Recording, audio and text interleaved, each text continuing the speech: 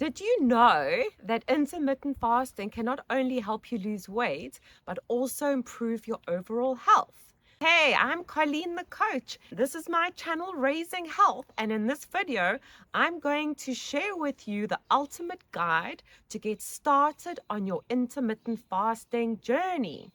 Okay, guys. So, what is intermittent fasting? Okay, it is a way of eating that alternates between periods of fasting and eating. And there are a couple of popular methods that I'm going to discuss with you in this video. Before I just get started on this video, I just want you to meet my little buddy over here. Oh, look at this. This is the beautiful Stella. Stella has, oh my goodness, stolen my heart like you have no idea. She is such a cutie. We adopted her 2 weeks ago. Exactly tomorrow it's 2 weeks. And she's already picked up 5 pounds. She eats only natural food. But that'll be a discussion for another day. So you're going to see a ton of this little puppy. Hey, Stella, be a good girl while I make this video. Say bye to everyone. Okay, oopsies. Sorry. Are you okay, puppy? Oh my goodness, she ignores me all day, and now as I make the video, she's full of it. Okay, so we've spoken about what intermittent fasting is. Let's get to the methods. So the most basic method that a lot of people start on, that is the 16-8. The 16-8 is absolutely great. It means that you fast for 16 hours and you eat for 8. Okay. Another really great way to get started is the 5-2 method. Okay, another one I really enjoy, and that means you eat your normal diet for 5 days, and then for 2 days you pick your fasting window. And if you're a beginner, I recommend the 16-8. That works really well.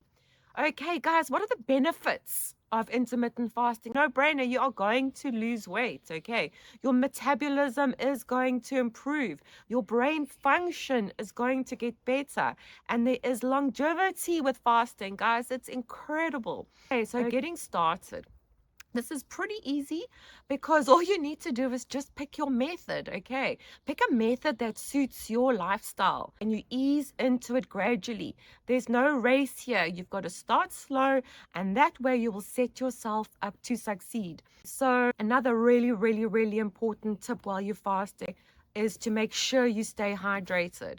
I really and truly recommend that you do at least 8 glasses of water a day, even if you need to set your alarm for every 2 hours and at least get a glass in. That tip really helps a lot of my clients. So we've spoken about a couple of things here, but most importantly now, you also want to be able to set goals for yourself. Okay, so you're getting started, you've picked your method, and you're going to set goals, and we've already said we're going to be realistic. Okay, you need to set yourself up to succeed here, and it's gradual transition. Start slow, and eventually gradually you just you improve your window period. You just gradually, perhaps what you can start doing.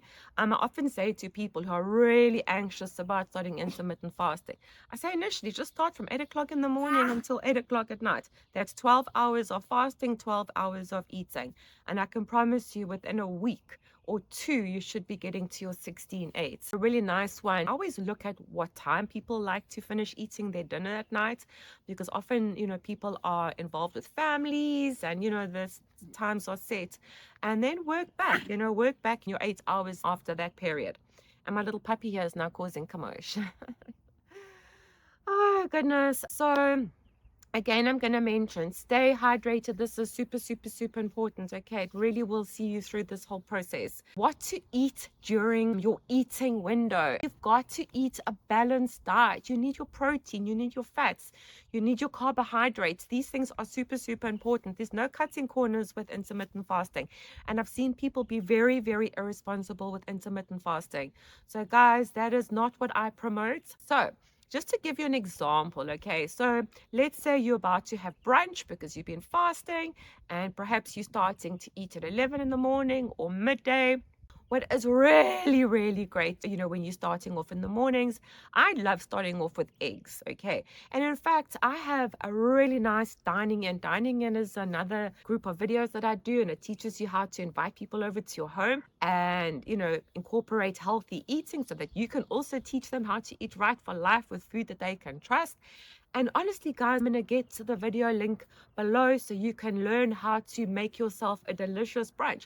But really what I'm saying is, just 2 eggs, whether they're scrambled, poached, however you like them. These days, I'm enjoying my poached eggs and scrambled eggs. So I'm kind of alternating between the two. And get in half an hour. You want to get your protein in and your fats, guys. This is super important. Another great one as well. Please, guys, incorporate berries, I highly recommend. I mean, this is great. You can do 2 scrambled eggs, half an hour, and then perhaps a cup of blueberries. Great antioxidants in the blueberries, so you must just go for it. For lunch, honestly, guys, I recommend the 90-second bread. I love this 90-second bread because there's so much that you can do with it. It's got in the ingredients, you've got 3 tablespoons of almond flour, you've got your 1 egg. I put in a tablespoon of chia seeds. I've got the recipe on how to make it. We'll put the link below, how to make 90-second bread. It's literally going to take you 2 minutes, 3 minutes max to get this going. And then you can have some smashed avo or perhaps some hummus. And sometimes, if you want to have a bit of cream cheese and some smoked salmon or trout, that's also a really nice way to get a great luncheon. And then I also have this incredible soup recipe, which I'll put into the content below as well, a cauliflower soup, and it's a list of vegetables that I highly recommend. It's low-carb vegetables. The soup is made off the ingredients of that low carb list. I'm going to put the list in the comments below for you as well, so that you can actually also just get onto this low carb veggie train. Then for dinner, it's like super, super simple, guys. You just have your protein, perhaps a cup of protein in the form of chicken, red meat, fish. But guys, keep it lean. I promote food that you can trust. So you need to keep it clean. Nothing should come out of a box. If you have to ask yourself the question, I can assure you, if you're asking the question, is this type of food okay? Normally the answer is no. Okay, anything out of a plastic box, the answer is no. You want good, solid, nutritious food that has not been bastardized through the processing phase. And you do not need to overeat, guys. It is very simple. Because you're intermittent fasting, that doesn't mean you have to pig out when it's your eating time. Okay, take it slow. Be conscious of what you're eating. Plan what you're going to eat. You need your protein. You need your fats. That you need some really good veggies out there that you can incorporate, and the list is down below. There's absolutely no excuse, guys. It is that easy. So the common challenges and how to overcome them. This is puppy, stop it, Stella. Okay, so she also wants a bit of the action. So what's really, really a challenge for a lot of people are the hunger pangs, guys. I know it's real. It'll definitely improve as you practice consistency, because consistency is absolutely key here. So the hunger pains, you know what I do? I play backgammon on my phone. Seriously, I absolutely love it. And I get onto my phone, pull out the backgammon, and the next thing I know, 15 minutes have passed. And they say it takes 20 minutes for a hunger pain to pass. So just take 20 minutes, 30 minutes, and just, as I say, play a game. Another thing I really love to do is go for a walk. That really just completely distracts me. Or just do something gentle, like, I sometimes just go lie in the bath, put on a YouTube clip. Just keep it absolutely simple. Another great thing is, like, now that I've got my puppy, my goodness, like every afternoon I'm out playing games with her, doing things, and the last thing I'm thinking about is food, even if I am a bit hungry. So guys, you know what gets you going, what motivates you, what you enjoy. So take those activities and plan them. I always say, if it's an hour or so before your eating time begins, that's really tough because you're so close yet so far, and that is the time where you want to plan your activities. And guys, seriously, put it in your diary, your work diary, because these days I tend to notice people go, oh, they're going to put in their personal diary, but what takes preference over the personal diary is the work diary. So put the times into your work diary, because that if you're going to be eating, say, at 12 and you're feeling awfully hungry, around 11 o'clock, you want to start distracting yourself. Okay, so that's a really, really good one to do. Another thing people often ask me, they get into a complete tiz about social situations. Do not stress. Not stress about socializing. It's life. We all need to socialize. So what you need to do is just have a very healthy relationship around food and what you're doing. When you are eating out and perhaps it's a time zone or time period that you are unable to, continue with what you'd actually planned, don't worry about it. Don't worry about it. Just amend your hours. Perhaps you're still working on, 8-hour window period. And possibly, instead of perhaps you wanted to start eating at 12, but let's just say, for example, you are eating out and without a shadow of a doubt by 9 p.m. you're only going to stop eating. So you know what you do? You just push it to 1 o'clock, But worst comes to worst, so what if it's 1 hour? But the most important thing, guys, is that when you eat out and you socialize, eat food that you can trust. I know it's not always that easy, but even if you do have to accommodate something that isn't 100%, it's not what you do every now and again, it's what you do every day that counts. That is the important stuff. So if you are at a social function and you have no control as to what's being served, relax. Just absolutely relax. Enjoy yourself and just watch your portions and you will be fine, because the next day will come and you will just pick it up straight away. Another thing that people are really always dragged down with are the plateaus. When you're trying to lose weight, a plateau is 100%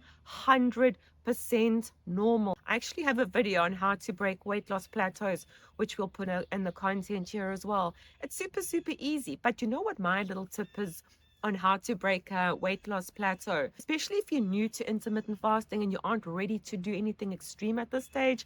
I highly recommend you just start eating a little bit like 30 minutes later.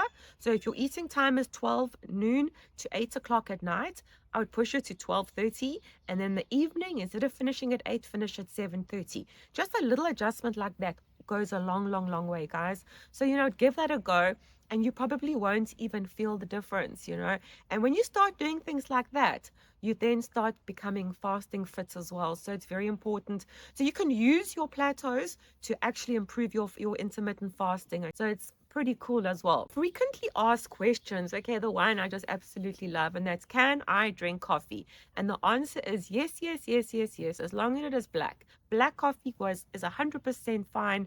You may drink your black coffee. So the only time you can put in a bit of, I would suggest, almond milk or cashew milk, some plant-based milk, that will be once you start eating. So that's super important. Exercise. Oh my goodness. Yes, yes, yes. Okay, I must be honest though. There are certain days of the week when I'm training, I need to just, my fasting times have to differ a little bit. If I am fasting a little bit too hard and putting especially when I'm doing weight training, just really putting a lot of effort and energy out there into my training session. And I'm also, post menopause. So I am, this dog's now walking around with her food bowl. I'm post menopause. So it's really, really important that I get my protein in, because I've literally seen my muscles dwindle in front of my eyes. So if you are in a menopausal state or perimenopausal, guys, ladies, I should say, just make sure that you get your protein in, as this is really, really, really important. Guys, okay, so who should not do intermittent fasting? I highly recommend children or teenagers don't fast. It's not a way of life for you guys just yet. So women who are pregnant and breastfeeding, seriously, guys, absolutely not. You can pick times like 12 hours on, 12 hours off if you feel that you need to just have some kind of control and management. I needed to do something like that when I was pregnant with my third son, because I fell pregnant with him when my second son was 6 months old and I hadn't quite shed the pregnancy weight. So I had to be super, super conscious of what I ate during that pregnancy. And honestly, I did so superbly well. I literally had my starting time, which was 8 o'clock in the morning, and I had my finishing time, which was 8 o'clock at night. And you just kind of stick to it. And plus, I just went on to a really low carb, healthy, balanced diet, and I sailed through it. And I don't even really remember. It was probably about a year later when I was able to shake the last of it off when I did a 10-day detox. But that's a discussion for another day. So people with type 1 diabetes, we don't go to we just don't get involved with intermittent fasting. And then if you have a history of eating disorders as well, I do not recommend intermittent fasting. You know, if you have health related issues, it's best to be dealing with your doctor, your psychologist, especially on the eating disorders. Give me a second. I just need to get Puppy here to quieten down. So I'm going to just give you a real life story, guys. You know, recently I moved home 5 weeks ago. And if you watch some of my recent videos, I was bang smack in the middle of my move and it was mayhem. It was chaos. But I was getting very anxious because I was thinking to myself, what am I going to look like once this move is behind me? Because I was really, it's not near the end, I was really struggling to just, you know, eat the right food. You know, things were packed up. We were literally having to order takeout, you know, for at least 10 days before we were moving, because it was a very, very complicated move with lots of moving parts. And I can tell you something, we did the move, I got here and to the new house and spent like a good 2 weeks unpacking, deep cleaning. It was crazy. I can tell you something, guys. I had to go away for a weekend about 2 weeks in, and I was nervous because I had to now find my last summer clothing. And I was thinking to myself, after all this moving and not eating the incorrect foods, but I had a lot of things sneaking in that I wouldn't normally eat, to be honest with you. And I was seriously worried about what was going to happen. But I took out my summer pants from last year, and guess what? They fitted me to perfection. And I can tell you guys, honestly and truly, intermittent fasting is what got me through this move. I mean, it was 6 weeks of really trying to keep myself focused, keep myself motivated. And the one thing I knew I could do without a doubt, and that not a single solitary soul could control except myself, and that was my intermittent fasting.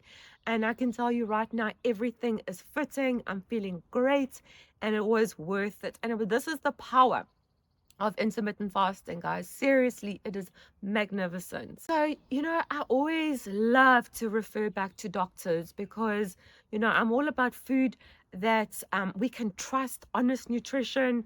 And, you know, I also need motivation myself. And Dr. Mindy is absolutely amazing. She wrote the book Fast Like a Girl. And I see she's got a new book coming out called Eat Like a Girl. So I'm really going to be keen to read that book. But I'm going to just slip in one of her links. And I want you to also just hear from her, listen to what she has to say. It's a very short little link. It's only 60 seconds.